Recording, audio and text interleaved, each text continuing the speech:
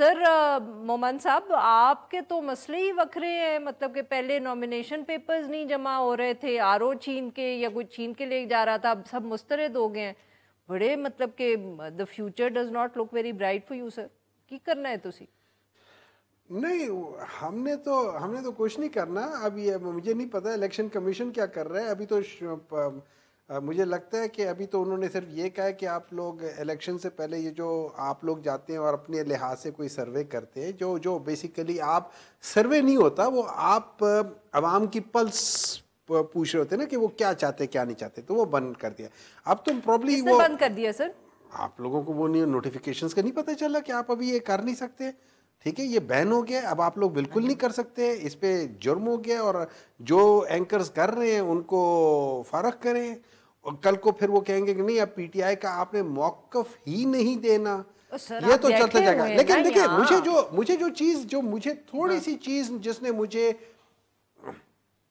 ایک question mark ڈالتی ہے کہ ڈی جی ایف آئی اے بشیر میمن صاحب سابق ہیں سر، سابق ہیں، لیکن ان کا مطلب ڈی جی ایف وہ کہتے ہیں نا کہ اگر میں ریٹائر بھی ہو جاؤں ایز اے ڈاکٹر میں تب بھی اپنی چیزیں مجھے بعض چیزیں پتہ چلتی ہے. اور بہت بڑا بیان تھا انہوں نے کہا تھا، اور شاید ان کو پتہ بھی چل جائے میرے سے، کہ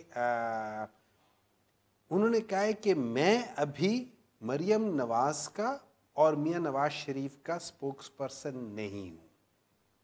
نمبر 2 سر یہ زبیر صاحب کا ہے، بشیر صاحب نے نہیں مجھے پتا ہے، میں انہی کی بات کر رہا ہوں نا، میں ان کو بتا رہا ہوں کہ اچھا. اور پھر زبیر صاحب نے یہ بھی کہا تھا کہ یہ سوال پوچھنا پڑے گا کہ جب عمران خان کی حکومت گئی تھی تو 12% پہ یا 12.5% پہ انفلیشن تھی، اور جب ان کی 18 مہینوں کی حکومت گئی ہے تو 35% اور اس طرح ہو گئی تھی. تو یہ سوال جو فائنینشلی جو حکومت جو ملک کو تباہ کیا، اس کے اوپر سوال اٹھنا چاہیے.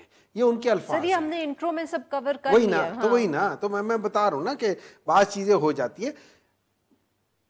ہمارا جو مسئلہ آپ جو کہہ رہی ہے اس میں جن بیسس پہ ان لوگوں نے پیپرز رد کیے ہیں ان میں سے کوئی اپنی جگہ سٹینڈ نہیں کرتا. اس کی وجہ کیا ہے؟ انہوں نے کہا ہے کہ کسی جگہ پہ ایف آئی آر ہے، تو اگر ایف آئی آر ہے تو 2023 میں سی ایل سی 723 سن میں اس میں انہوں نے کہا کہ ایف آئی آر ہونے کا کوئی مطلب نہیں ہے، ان کے پیپر ریجیکٹ نہیں ہو سکتے. انہوں نے کہا کرمنل کیسز ہے یا اس کے اوپر نان ڈسکلوجر ہے. وہ 216 میں ایس سی ایم آر ہے، یہ 733 شیخ اکرم ورسز عبد الغفور، انہوں نے کہا کہ یہ کوئی جواز نہیں ہو سکتا، پیپر ایکسیپٹ ہونے چاہیے. انہوں نے کہا کہ فورس سکیجول، یہ آپ کو میں کورٹس کے جو اس کا ٹریبونل کے بتا رہا ہوں نا سر. بٹ یہاں ایشو تو یہ ہے نا کہ وقت اتنا کم ہے کہ کوئی وقت نہیں ہے، اسی ٹائم پہ یہ ابھی یہ ٹریبونل کے ٹائم ہے، اس ٹریبونل میں ہونا چاہیے. نمبر 2 انہوں نے کہا کہ force schedule anti terrorism act کے تحت ہے. انہوں نے 2019 سی ایل سی 130 لاہور، انہوں نے کہا تھا کہ اگر آپ کے اوپر وہ ہے مطلب آپ کا نام فورس سکیجول میں ڈالا ہوا ہے اینٹی ٹیررزم ایکٹ کے تحت کوئی کیس ہے، تو اگر وہ پروف نہیں ہوتا، کنوکشن نہیں ہوتی، اس وقت تک آپ کے پیپرز رد نہیں ہو سکتے. چوتھی چیز ہے انہوں نے کہا ہے کہ اگر کنوکشن ہو گئی ہو اور اس پہ اپیل ہو